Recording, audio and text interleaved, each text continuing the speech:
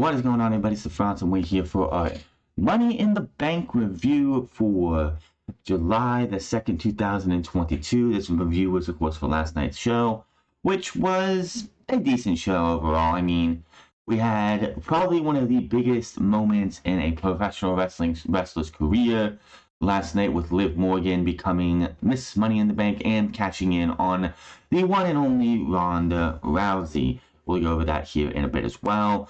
Plus, Theory loses but ends up winning in the end of the night because WWE politics. What WWE plans to do with Austin Theory, I do not have any idea. Also, the United States Championship was on the line, and also the Tag Team Championships as well, which was a banger of a match, and Bianca Belair puts her title on the line against Carmella. Now, getting into this first match, we had the women's Money in the Bank ladder match. This had to be one of the worst booked matches, one of the sloppiest matches I have ever seen for a ladder match. Not just the Money in the Bank match, just a ladder match in general. This match was bad, and poor Shotzi. If she was trying to get herself fired or be put on the John Laurinaitis or Bruce Pritchard, I should say, cut list, this match is going to do it for you, because she was botching everything. She tried to run up the ladder, botched. She like they had Raquel Rodriguez in the corner with a ladder draped on her. Shotzi tried to run up that to do something. She slipped on that and botched that. Tried to do a couple moves later, botched that.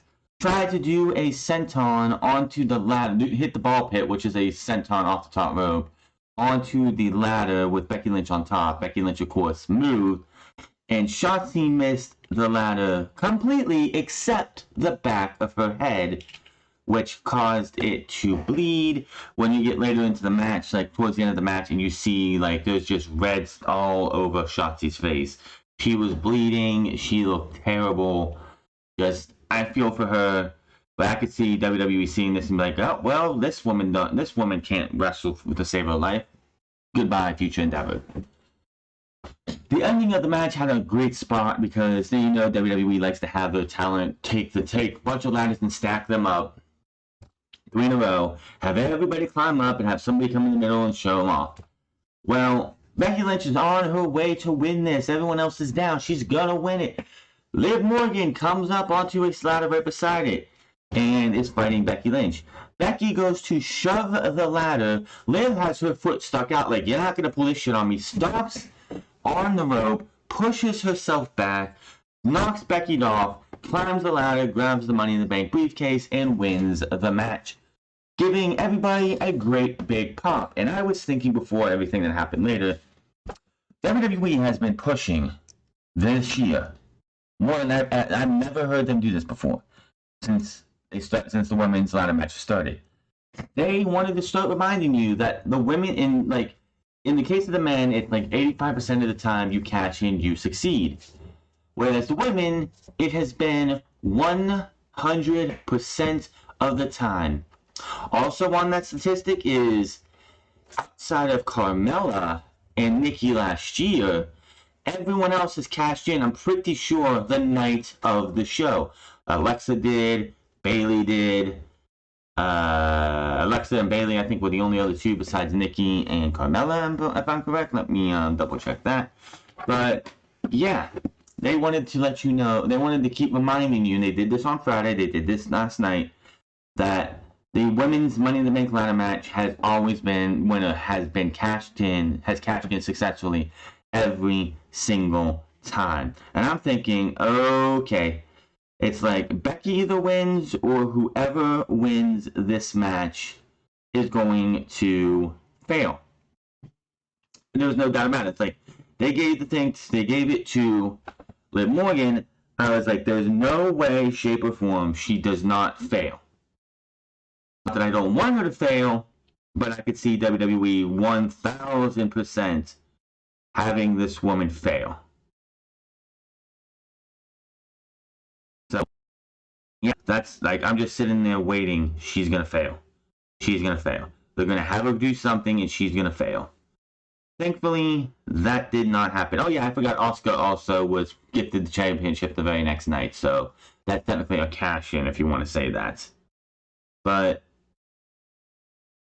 he's having that thought of she's going to fail because they want you to look that, yeah, right now, the women's is 100% all, is all 100% success rate. So the women are guaranteed to be champion if they cash in, and Liv Morgan is going to be the first person to fail. Thankfully, that did not happen.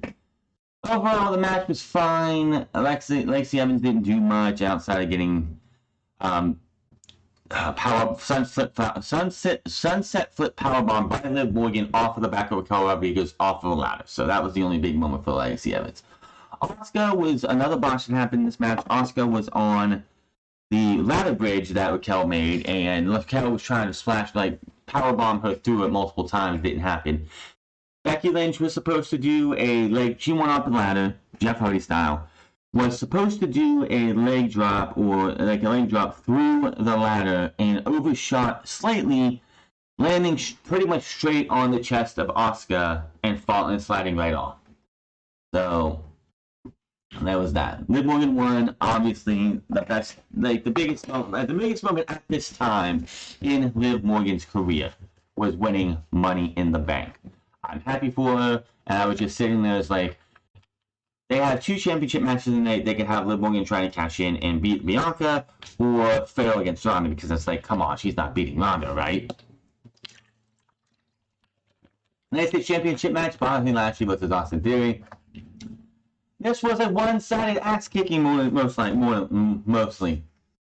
Bobby Lashley is the new United States champion as he took it to Austin Theory. Austin got some licks in, but man, Bobby Lashley just took this guy from pillar to post and beat him 6 ways to Sunday, winning the United States Championship. And what else can you say about that? Just being the man to beat Austin Theory. Austin trying to get the A-Town down as much as he could. Lashley, of course, turned that into the Hurt Lock, makes him tap, and that was that. Nothing else more you can say about this match. Austin Theory, no longer U.S. champ. And honestly, I was thinking about this when I did my predictions on Friday. Austin Theory does not. If you're going to get to Austin Theory versus John Cena at SummerSlam, Austin Theory did not need the United States Championship. Why would you need that title? What good would it do for Austin Theory to beat John Cena and be United States champion? It wouldn't have been it. Like, where does he go from there? Where would he go from there? Now, with him being, of course, Mr. Money in the Bank, which we'll talk about in a bit, things can change. But yes, this was a really good match. Austin Theory looked good. Bobby Lashley looked good. This is probably Austin Theory and Lashley's best matches of 2022. But we move on from there. Raw Women's Championship match: Carmella versus Bianca Belair. Corey Graves, just being all in love with his woman and everything, just trying to talk all this much about how he's going to do this with her, he's going to do that with her, they're going to do this. And it's like, oh God, just shut the fuck up. But this was a nothing match. Bianca Belair wins pretty easily, in my opinion. Like, honestly, did anyone think Carmella was going to win this? Bianca Belair was winning all the way. This was just a stopgap. This was supposed to be Rhea Ripley on her way to SummerSlam, which everyone still predicts is going to be Becky Lynch versus Bianca Belair. So, here was the first thing that I was thinking. It's like, you have Bianca Belair celebrating. She's like waving her hair. She's on top of the turnbuckle. Carmella brings her down and beats her down. I'm like, okay, they're going to bring Liv Morgan out, and she's going to cash in and win the Raw Women's Championship. But no. Bianca Belair gets up after Carmella bails and just stares at her like, you bitch, you really fucking thought about that? Instead of doing what a normal person would do, get up and just run after her and beat her ass. But no, can't do that in professional wrestling. Gotta just sit there and watch as they walk away. The commentary team talks about Logan Paul signing with WWE. The show video Paul training and Miz discussing his return on Raw. They went through the various outlets and covered Paul signing, and the clip of Paul saying he doesn't want to team with The Miz. He came back to fight The Miz at SummerSlam. We get a video earlier. This was just creepy. This was stupid as shit. We have Alexa Bliss entering the locker room, asking literally where all this stuff came, and it was a stupid video package for the WWE Credit One Visa card. Crowd is booing this majorly. Medical Hall, Matt McAfee and Corey Graves on comedy for the next match, as it is the Street Profits versus the Usos.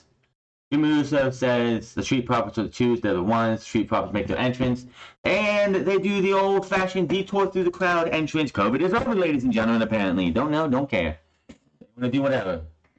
Cole does mention the rumors that Montez Ford and Angelo Dawkins are not getting along. Corey shows they are getting along just fine. So, obviously, WWE is planting the seed, so when Montez Ford turns heel and becomes the big breakout star everyone expects him to be, and, I'm sorry, if they're probably going to do this, they'll probably do what they did with the Hype Bros, I believe it was, where you had, instead of Zack Ryder turning heel, you had Mojo Rawley turn heel. So Montez Ford is probably going to turn, Dawkins is probably going to turn heel, because unless you're turning Bianca Belair heel, you can't turn Montez Ford heel because they're packaged. It's like, you either have both Montez Ford and Bianca Belair become big-time heels, or you turn Dawkins heel. And when it's all said and done, Dawkins is going to become the Marty Jannetty, and he's going to be gone. He'll be future endeavored by the time when they break this team up, which eventually they will. Montez Ford is going to go on his own, and Dawkins will be out of the company by the end of about a month or so later. It's just what it is. But this was a fantastic match. These two teams beat the shit out of each other. Just everything you wanted out of a match, right here, then and there. Just moves after moves. You had finish after false finish. Like, probably the best tag team match in WWE in 2022. They're in the top matches of the year, not beating the Briscoes versus FTR versus the Young Bucks, but it's definitely up there and definitely the best match WWE has had all year. But in the end, the Usos win. However, controversy. As they show the replay, when Jimmy, I think it was, or Jay, is saying they get the pin. As the Usos is pinning Jim Ford, you can see him pull Ford's arm up, and Ford's shoulder is off the mat. They showed this replay a couple times. Obviously, this was planned as we need something for SummerSlam for these two teams, for the Usos, and they don't have anyone else built up unless you want to go back to the Usos versus the New Day. So we're going to get the complaint from the Street Profits that they did not lose this match. So they're going to be able to go and say, yeah, they get a replay, they get a rematch at SummerSlam, and they're going to lose, obviously, there. We get a mysterious, spooky vignette that shows us images of Jeff Hardy's armband, the Dudley Boys taped up glasses, Latino Heat license plate, the Kurt Angle gold medal. Obviously, it's a return of Edge. Everyone immediately thought, oh my god, Bray Wyatt's coming back, the Fiend is returning, you good mother... No, it's not the Fiend, you dumb motherfuckers. WWE is trolling you. Why, and I'll say this again, why would the Fiend want to come back to a place that disrespected him and treated him like utter garbage? And fired him for no good reason. No. Not Wyndham, it's not the Fiend, it's not Bray Wyatt, it's Edge. Which I kind of find hilarious that it's a spooky video package and it's signaling Edge when Edge got kicked out of the Judgment Day because he didn't want to do spooky.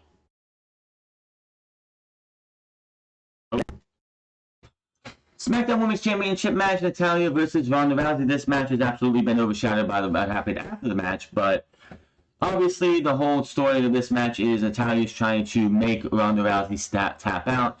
The biggest spot of this match is that Ronda Rousey puts on the sharpshooter on Bret Hart's birthday, mind you, and strikes the HBK pose while doing it. The boos this woman was getting, you could hear, like, it was just wow. Like, That's how you get heat. That's how you get hate. Love it. That was probably the best thing Ronda Rousey has done since she's been back. Ronda Rousey retains the championship as she gets Natalya into a triangle. Natalya, of course, taps out, and Rousey's leg has been compromised. So, Liv Morgan's music hits. She comes out to the ring, cashes in, bell rings, kicks at Ronda Rousey immediately. Ronda grabs the ankle and gets it into an ankle lock, and I'm like, okay, here we go. This is where the first fail comes. They're going to sacrifice Liv Morgan and piss everybody off because that's what Vince McMahon likes to do. But no, she was able to kick away, kick at the injured leg, rolls her up. 1, 2, 3. Liv Morgan becomes this new SmackDown Women's Champion. After the match, after the whole thing happened, Ronda Rousey just looks at her and is like, oh, really? Gives her the championship, hugs her, raises her arm, leaves while Liv Morgan celebrates. Cole recounts meeting Liv at the Performance Center 8 years ago, where she told him she would be champion someday. And tonight she won her first championship ever. Tossed a video of the Undisputed Last Man Championship match between Roman Reigns and Brock Lesnar at SummerSlam. Don't care. This is great. I'm happy for Liv Morgan, but here's the thing people need to realize. Yes, big moment. Great moment. I wish she would have been able to hold on to it for a while. Go to both Raw and SmackDown, tease both Ronda Rousey and Bianca Belair that she's going to cash in on her own time. But for whatever reason, WWE does not like giving the women the briefcase for more than 24 hours. So, SmackDown Women's Champion, obviously, apparently, the talk going is that it's going to be Ronda Rousey versus Liv Morgan going into the pay-per-view. That could obviously change anytime. With Bayley hopefully coming back, it could become Bayley versus Liv Morgan. Or Charlotte could come back, and Charlotte could beat Liv Morgan on a random episode of SmackDown in an impromptu title match because she's the Charlotte, and it could still be Ronda Rousey versus Ronda Rousey at SummerSlam. That's all there is to it. Time for the men's Money in the Bank ladder match, but here comes, we have all 7 men in the ring. Here comes Adam Pearce, and he's like, wait a minute. It's been a great night, but we need to add to this match. So you 7 guys, then I raise you 1 more. Your 8th man in the Money in the Bank is Austin Theory. You knew immediately who was winning this match. It's just like when Edge lost his World Championship, if I'm correct, the WWE Championship in the Hell in a Cell. Not Hell in a Cell, but Elimination Chamber at the beginning of the night, and what was it, 2011 or something, and then took Kofi Kingston's pace in the Elimination Chamber later that night, and won the Elimination Chamber match and the World Heavyweight Championship, or whatever it was.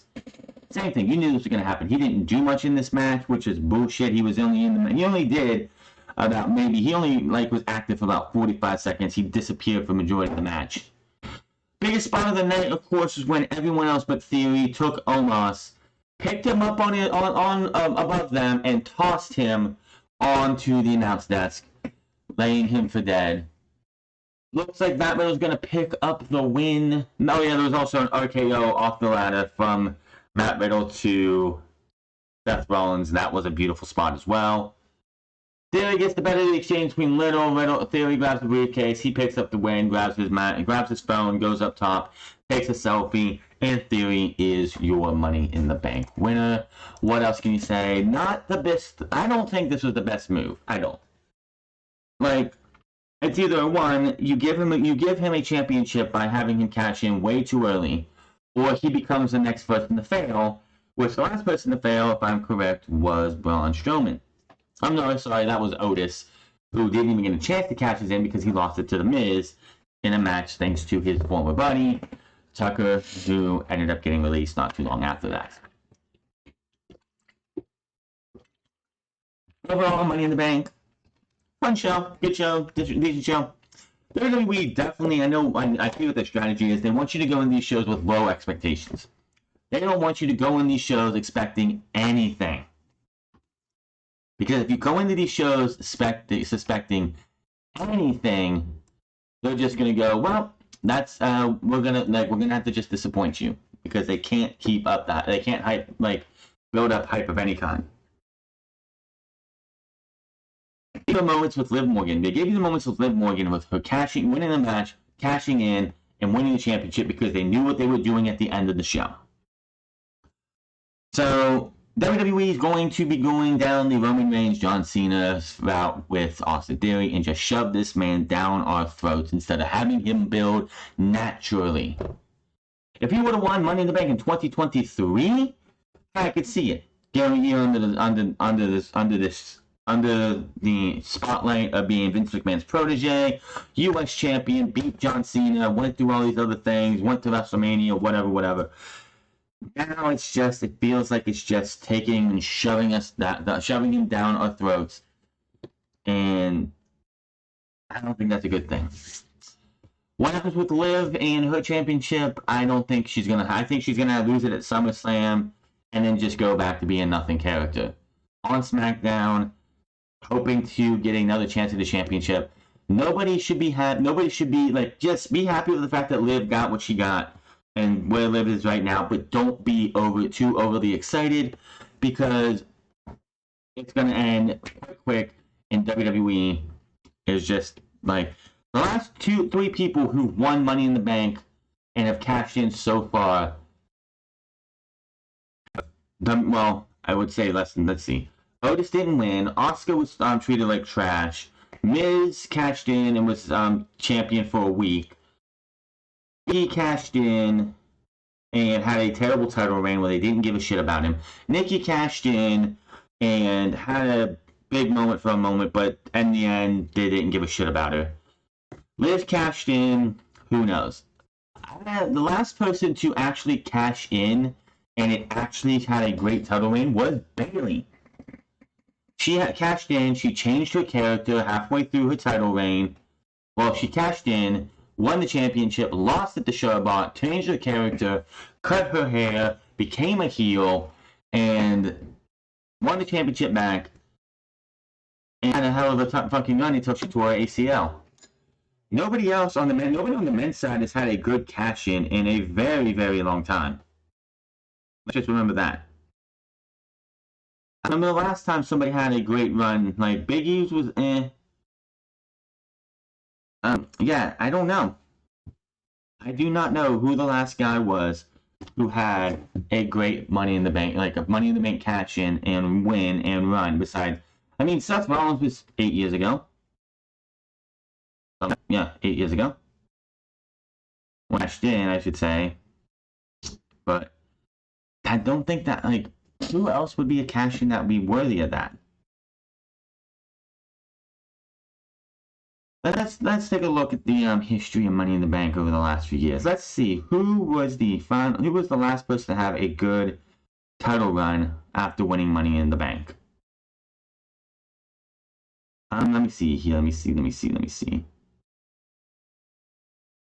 Like I said, Bayley is really the only one that had a good title run.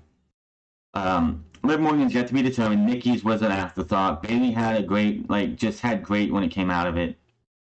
Alexa Bliss was fist food for Ronda Rousey.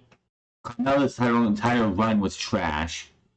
Big E, afterthought, didn't really seem to give a shit about him. The Miz had it for a fucking week. Lesnar,